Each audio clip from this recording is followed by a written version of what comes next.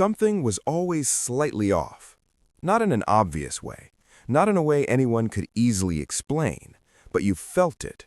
In school, at work, in conversations, in your own head. Like everyone else had been handed a manual for how to function, and yours got lost. People called you lazy, distracted, dramatic, inconsistent. And the worst part? You tried. You genuinely, exhaustingly tried, and it still wasn't enough. But here's what nobody stopped to ask. What if the problem isn't you? What if the habits that have followed you your entire life, the ones you've apologized for, hidden, and been ashamed of, aren't flaws at all? What if they're signs of a brain wired in a way most people were never taught to understand? Today, we're going through 10 completely normal habits that psychology links directly to ADHD, and I need you to stay until the end, because number 1 is the one that most people carry their whole lives without ever having a name for it. Let's begin. Habit 10, the 3 drinks ritual. You sit down to work. Before you've opened a single document, you've already placed 3 drinks on your desk: a water, a coffee, something cold and sweet. It looks like a ritual. Maybe you've made a joke of it before. But here's what's actually happening.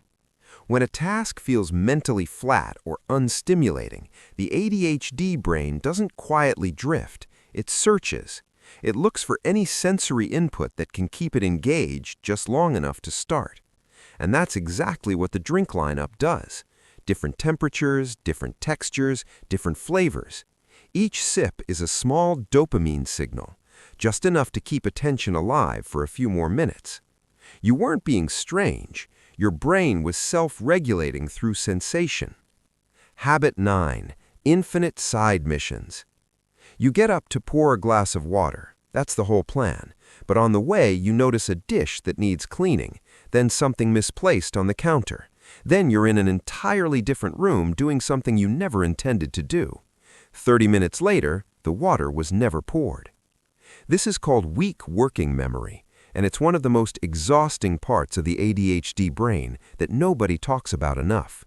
The moment a new visual stimulus enters your field of view, it doesn't compete with your goal, it replaces it. The original task doesn't get forgotten through carelessness, it simply disappears, because your brain can't hold 2 threads steady at once. You weren't being irresponsible. Your brain lost the thread the moment something new appeared.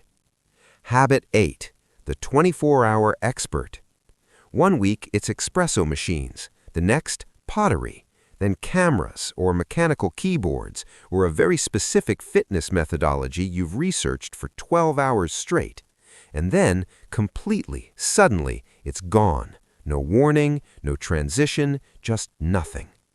People call it flaky, impulsive, immature. But psychologically, your brain was never chasing the hobby. It was chasing the dopamine rush that comes from learning something new, the novelty, the puzzle, the satisfaction of going from zero to knowledgeable. Once that phase ends, the reward signal disappears, and without reward, there's no fuel. That's not inconsistency. That's a reward system running on a completely different kind of fuel than most people use. Habit 7, the ADHD tax. You go to the store and pick up shampoo. You get home and find 3 bottles under the sink. Food slowly disappears in the back of your fridge. You buy something you already owned because in that moment, genuinely, you had no memory of having it. People call it wasteful, disorganized, careless. But this has a name: object permanence difficulty. And it goes deeper than forgetting. For the ADHD brain, if something isn't physically visible, it doesn't meaningfully exist in that moment. Out of sight isn't just out of mind, it's neurologically genuinely absent. You weren't being reckless with your money. Your brain simply couldn't hold a mental map of what was already there. Habit 6, personality absorption. You binge a show for a week, and without realizing it, you start speaking like one of the characters. Their humor, their phrasing, maybe even their posture. Then the next show, a new personality quietly arrives. It feels strange when you notice, maybe even a little unsettling. But this is called social masking, and it's deeply common in ADHD. When the brain struggles with natural social intuition, it looks for a shortcut. It borrows a personality that already works, one that's been tested, one that seems to earn connection. It's not performance, it's your nervous system building a bridge to a world that often feels just slightly out of reach. You weren't losing yourself, you were doing the only thing your brain knew to do to feel like you belonged. Habit 5. The food loop. You find a food you love, and you eat it every single day, same meal, same snack, sometimes for months. And then, one morning, the thought of it makes you feel physically sick. You're done with it, permanently, without warning. Here's the psychology. The ADHD brain craves predictable dopamine. Choosing what to eat is a decision, and decision fatigue hits neurodivergent brains especially hard. Finding one reliable, rewarding option removes that daily mental load. But once the novelty fully disappears, so does the dopamine signal. And without it, the food that once felt comforting becomes intolerable. It's not being picky, it's your brain optimizing for certainty, until the certainty stops delivering. Habit 4. Sensory overload. A clothing tag, someone chewing across the room, a background hum no one else acknowledges, a light that sits just slightly too bright. For most people, these things dissolve into the background within seconds. For you, they don't. They stay sharp, present, and persistent, pulling at your attention the entire time you're trying to focus on something else. This is sensory dysregulation. The brain's filtering system, which normally decides what's relevant and what to suppress, isn't working at full efficiency, so everything arrives at the same volume. Every sensation carries the same urgency. You're not oversensitive, your brain simply never learned how to turn the world down. Habit 3. Shower paralysis. You need to shower. You've known for an hour. The task is simple, but something about actually starting feels genuinely disproportionately heavy. And then, once you're finally in, you can't bring yourself to leave. This isn't avoidance. This is task transition difficulty. For the ADHD brain, shifting from one physical or mental state to another requires a significant amount of energy. Initiating a task, especially one without an immediate reward, can feel like pushing against something invisible.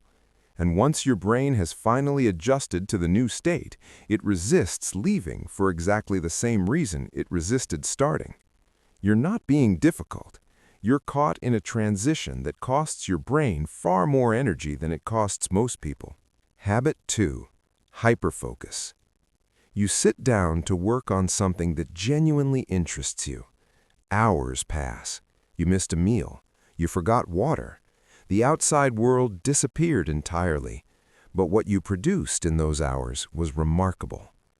People with ADHD are often told they can't focus. That's not the full truth.